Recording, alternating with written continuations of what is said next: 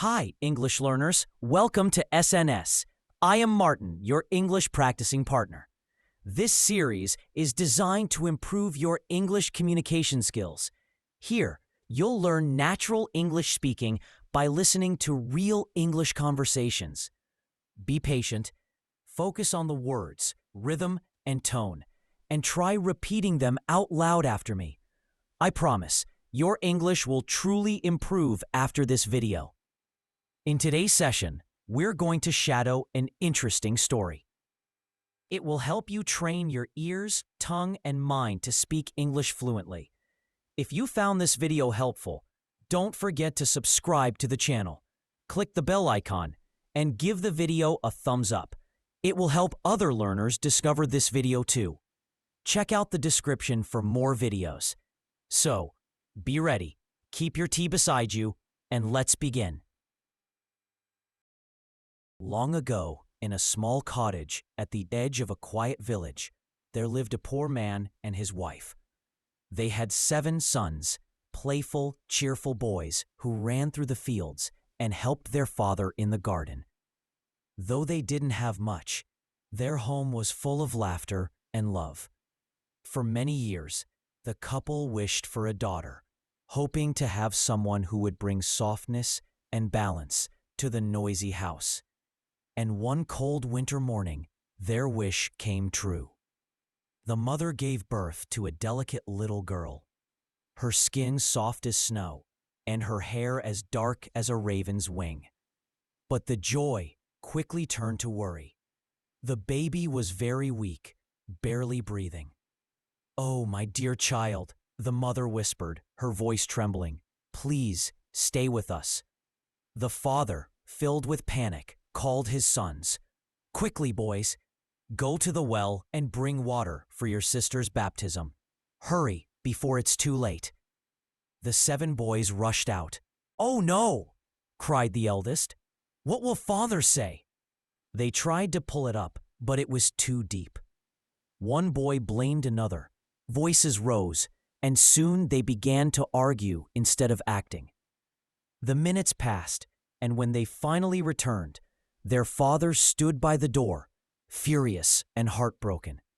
"Lazy boys," he shouted. "You care more for your games than your sister's life. I wish you were all turned into ravens."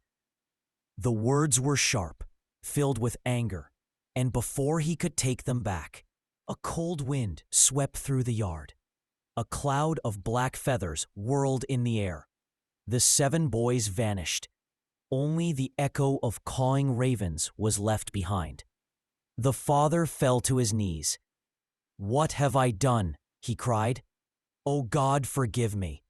Though the baby survived, the house that once rang with laughter now stood silent. The mother wept often, and the father's heart grew heavy with guilt. They never spoke of the curse again, but in their daughter's heart, a quiet question grew. What happened to my brothers? Years passed. The little girl, her name was Leora, grew into a gentle, curious young woman. People in the village often said she had a strange sadness in her eyes, like someone searching for something she couldn't name. One evening, while helping her mother wash the dishes, she asked softly, "Mother, did I ever have brothers?" The mother froze, the plate slipping from her hands. "Why do you ask, my child?" "I heard the neighbors whisper about 7 ravens who fly over our home every year," said Leora. "They said they might be my brothers." Tears filled her mother's eyes. She nodded slowly. "Yes, my dear, you had 7 brothers, but your father's anger turned them into ravens. It was not your fault, nor theirs." Leora stood silent, her heart pounding. "Then I must bring them back." Her mother tried to stop her. "It's too dangerous, child. You don't know where they are or how to save them." But Leora's voice was calm. "They lost their lives because of me. I'll find them, no matter how far I have to go."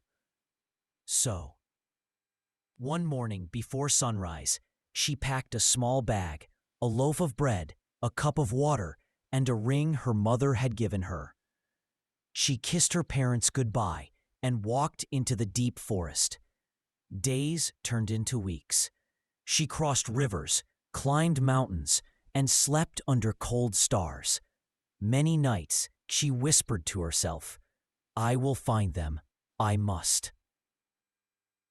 Finally, one morning, she reached a high glass mountain. It sparkled under the sunlight like frozen water. Perched on its peak were 7 black ravens, crying softly into the wind. "My brothers," she whispered, tears in her eyes. But the mountain was too smooth to climb. She tried again and again, her hands bleeding, her body trembling. Still, she didn't give up. Then, an old woman appeared beside her. Her face was kind, her eyes full of wisdom.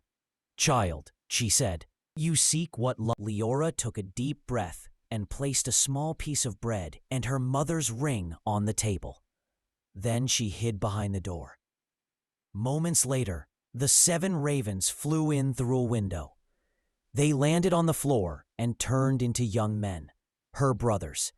One of them said, "Who has been here? Who brought this bread and this ring?" Another looked closer and gasped, "This ring, it's our mother's. That means our sister lives." Leora ran out, crying, "Yes, I'm here. I'm your sister." The brothers rushed to her, their faces full of shock and joy. "Leora, you saved us."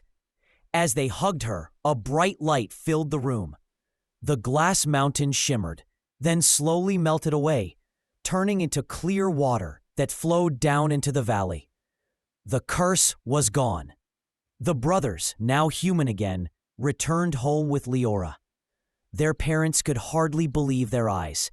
The mother cried with joy, and the father knelt before his sons, saying, "Forgive me, my children. My anger took you away from."